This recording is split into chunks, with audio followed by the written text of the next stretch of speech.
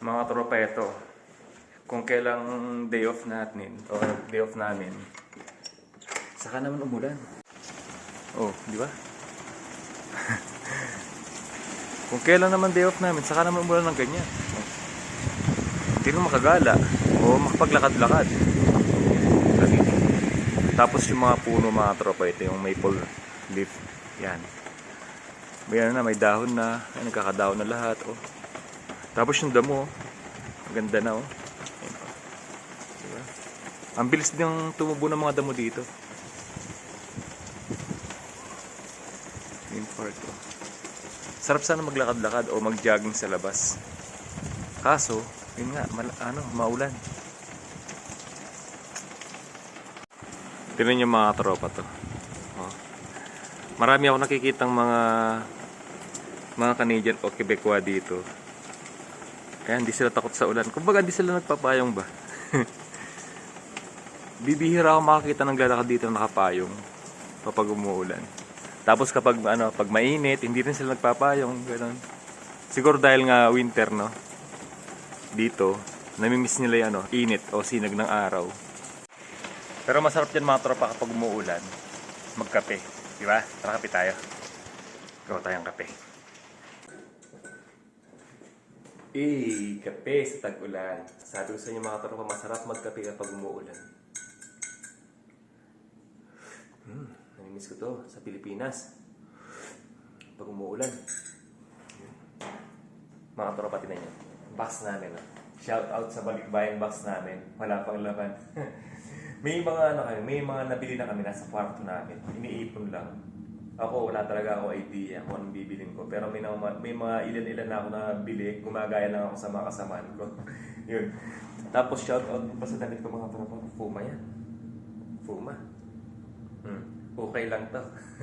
Pero ang ganda, no? Okay lang to eh. Oh. Diba? So, okay, si Baga lang talaga magpili.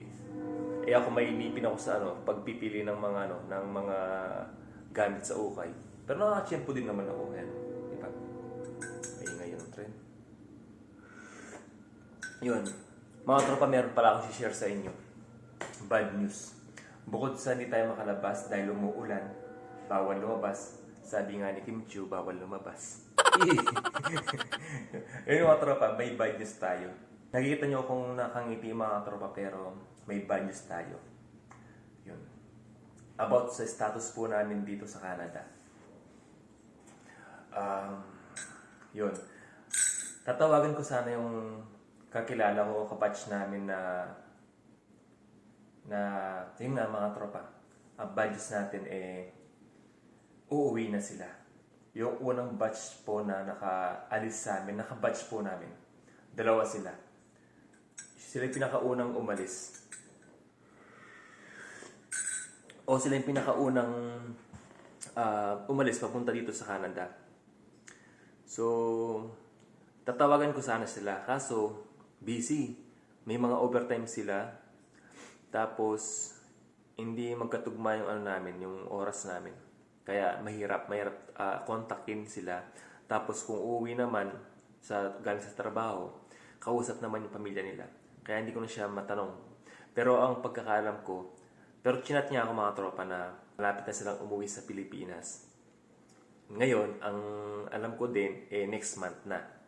Pero hindi ko siya nakausap. Pero nung chinat niya ako, malapit na daw silang umuwi ng Pilipinas. Diba? Yun. Ito pa mga tropa.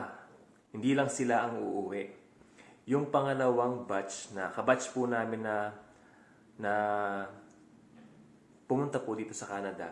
Pang second batch sila sa batch po namin.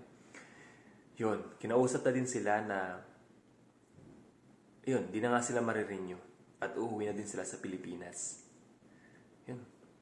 Ano sila? Bale, nasa 8 yata, 8 mahigit. Hindi ko na sure, no? Ang alam ko kasi 8 sa batch namin, and then dinagdagan sila dun sa sinundan namin na batch. Kaya hinalo sila.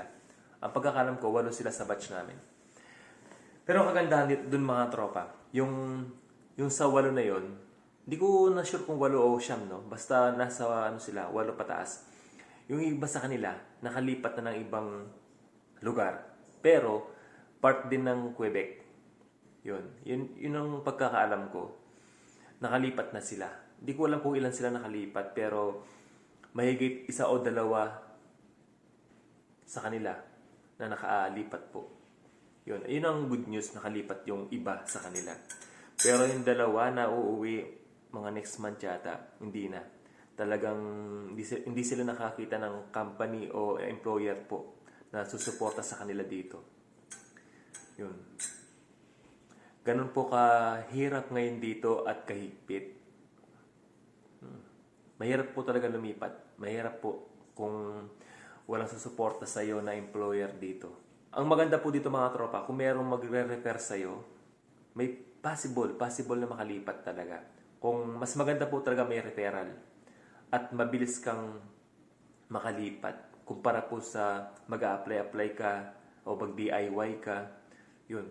Mas malaki po yung chance ha. Hindi ko po sasabing agad-agad na ganito, di ba? Ang ano ko lang, kung ikukumpara sa may referral at walang referral, mas okay po na may magre-refer po sa'yo.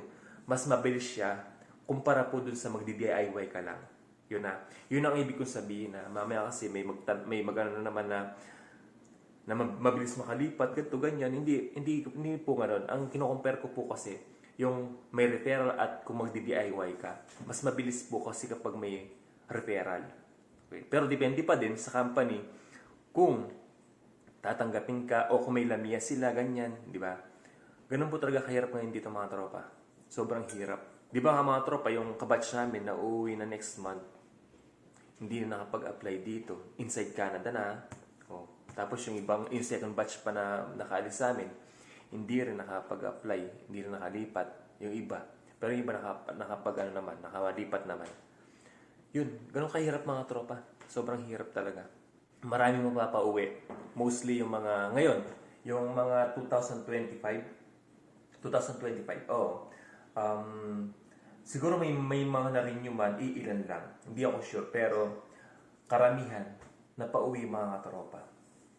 So, patunay nga dun sa mga kabatch namin na nakabatch po namin. Yun, papauwi po sila. Wala tayong magagawa. At di din sila nakalipat. Sa mga kaibigan ko pala na nagpapatulong na pumunta dito, wala, mahirap po talaga. Kasi may mga nagchat po sa akin na, yun, patulong na, ganyan. Wala, mahirap po talaga ngayon na mag-apply. Kami nga po nahirapan. What more yung nasa Pilipinas pa o outside Canada.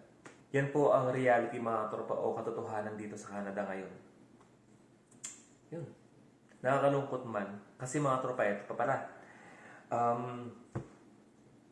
After na umuwi nung second batch, next year, mga February, yung katrabaho namin, sila naman ngayon. Sa next year, February, sila naman ang uuwi. 4 din sila. Ngayon, kapag kinausap sila ng employer namin na hindi sila marirenew o marirenew man sila, sa kanila po nakasalalay. Kasi kapag hindi sila na-renew, matik, kami po, hindi na rin kami marirenew. Gawa ng February sila, April po kami. Kaya ibig sabihin, hindi na rin kami marirenew. Pero pag na-renew sila, may chance na ma-renew din po kami. Kasi nga, magkalapit lang po kami ng February kasi April kami. Di ba? Medyo may laban. Pero kapag hindi sila na-renew, yun, tatanggapin na namin na di rin po kami marirenew at uwi sa Pilipinas. Kung di makapag-apply dito sa Canada, wala, uwi po talaga kami sa Pilipinas. Yun po ang reality mga tropa.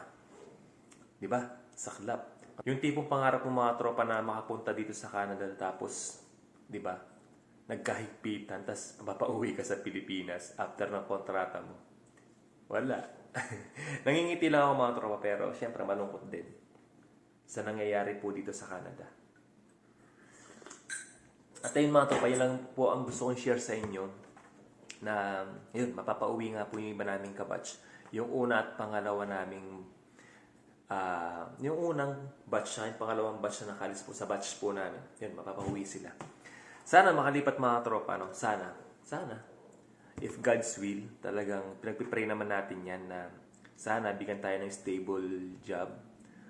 At kung hindi man, agad tayo makakita ng trabaho, di ba? Yun. Di pa rin tayo nawawalan ng pag-asa mga tropa. Siyempre, pray lang yan. Pray lang tayo. Pray hard, it works. Sabi ko sa inyo, di ba? Ayun mga tropa, no? Yun lang po ang gusto kong share sa inyo. Huwag po kayong mawalan ng pag-asa at malungkot. Try and try lang tayo mga tropa. Kasama nyo ako dyan sa try and try. Di ba? Yun mga tropa. Bye-bye.